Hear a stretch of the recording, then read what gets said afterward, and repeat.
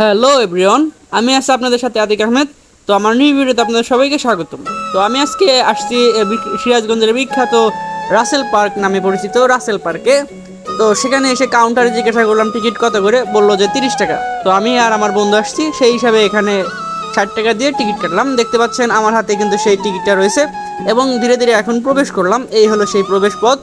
তো এখান দিয়ে ভিতরে ঢুকেই দেখি সুন্দর পরিবেশ, চারপাশে সুন্দর গাছপালা রয়েছে এবং প্রথমেই ঢুকে দেখি যে একটা জল পড়ে রয়েছে এবং এর চারপাশে দিয়ে পানি চলতেছে, সেটা দেখতে খুব ভালো লাগলো।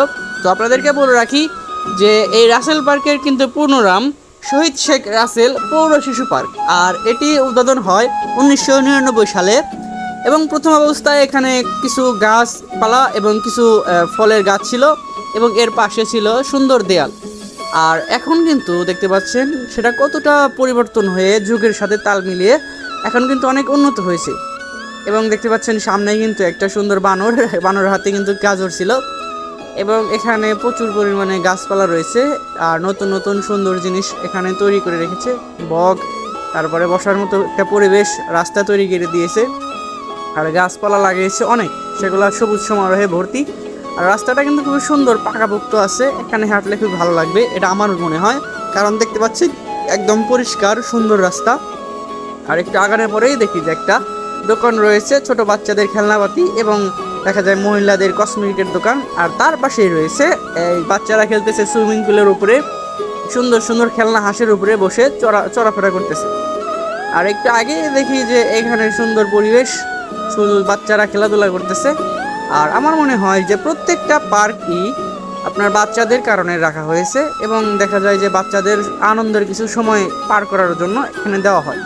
দেখতে দেখতে চলে আসলাম আমরা এই সাইডে, আর দেখতে পাচ্ছি যে সুন্দর গাছের সারি রয়েছে আর তার পাশেই রয়েছে এখানে একটা দোলনা, সেটা দোল খাচ্ছে দেখতেই পাচ্ছি ঘুরে ঘুরে। আর একটু আগে দেখি যে এখানে একটা তরমুজ রয়েছে, দূর থেকে বললাম কি এত বড় তরমুজ কেন, পরে কাছে গিয়ে যে দেখি যে এটা দোলনারই একটা কাউন্টার।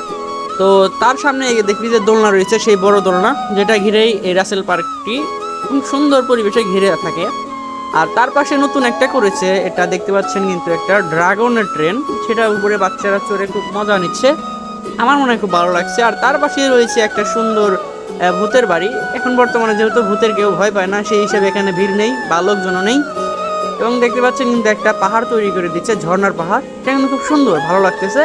তো একটু আগানোর পরেই দেখি যে এখানে একটা ট্রেন রয়েছে, হলুদ রঙের ট্রেন, দেখতে খুবই সুন্দর, কালারটা খুব সুন্দর কালারফুল করেছে, এটা যে কারোরই মন কেড়ে নেবে।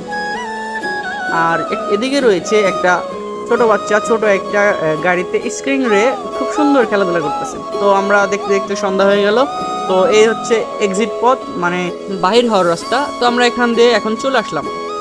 তো ভিউয়ার্স, আপনারা সবাই দেখতে পেলেন যে আমাদের সিরাজগঞ্জ শহরে অবস্থিত রাসেল পার্ক নামে সেই পার্কটিতে সৌন্দর্য কিন্তু খুবই ভালো এবং সৌন্দর্যতা মনমুগ্ধকর, কারণ এখানে অনেক কিছুই নতুন বানিয়েছে এবং এগুলা মোটামুটি দেখা যায় যে মন উৎফুল্লময় একটা সময় তৈরি করে। সো ভিউয়ার্স, আজকের ভিডিও এ পর্যন্তই। কেমন লাগলো আমাদের রাসেল পার্ক অবশ্যই কমেন্টে জানাবেন। সো আজকের ভিডিও এ পর্যন্ত, সবাই ভালো থাকবেন, সুস্থ থাকবেন, আল্লাহ হাফিজ।